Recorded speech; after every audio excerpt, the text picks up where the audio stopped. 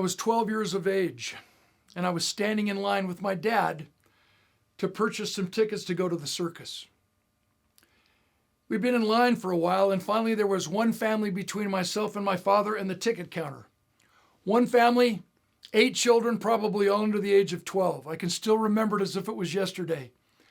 One could sense that they had never been to the circus before. They were talking about the elephants and the clowns and the acrobats that they were going to see that night. One could also tell that they didn't have a lot of money. Their clothes were clean clothes, but they weren't expensive clothes. I didn't see any little animals anywhere. The children had a lot of discipline, as I remember. They weren't running all around with the parents saying, "There's nothing I can do." They were standing 2 by 2 in line, holding hands. They looked like the modern day Von Trapp family singers.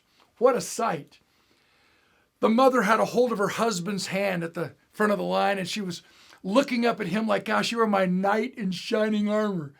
He was looking back at her like, "You got that right." And with all the pride he could muster, the father of this wonderful family steps up to the ticket counter and asks the ticket lady for the purchase price of the tickets. The ticket lady quotes the price. The man's wife let go of her husband's hand. Her countenance changed. The man's lips started to quiver. Again, he leaned forward and again asked for the purchase price of the tickets. It turns out the man didn't have enough money.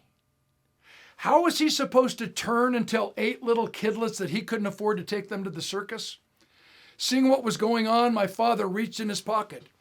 He pulled out a $20 bill, dropped it on the cement. We were not wealthy in any sense of the word. My dad knew that it was important to keep that father's pride intact, especially in front of his family, his adoring children. So my dad went way out of his way. He stooped down, picked up that $20 bill, tapped the man on the shoulder. He said, "Excuse me, sir, this fell out of your pocket." The man knew what was going on. He squeezed tightly onto that $20 bill, looked my dad square in the eyes, and with a tear babbling down the side of his cheek, he said, "Thank you so much, sir. This means the world to me and my family." My dad and I, we went back to the car and didn't go to the circus that night. We eventually went to the circus, so we didn't do without. But what's the message? What's the moral to this story? I have a very wealthy uncle who have accomplished the exact same goal. "What's the matter? You can't afford to go to the circus?" "Hey, no problem. Let me sign the check." "Hey, stop the bus. Let's take the whole community." "No problem. On me." That's not service before self. That's selfishness.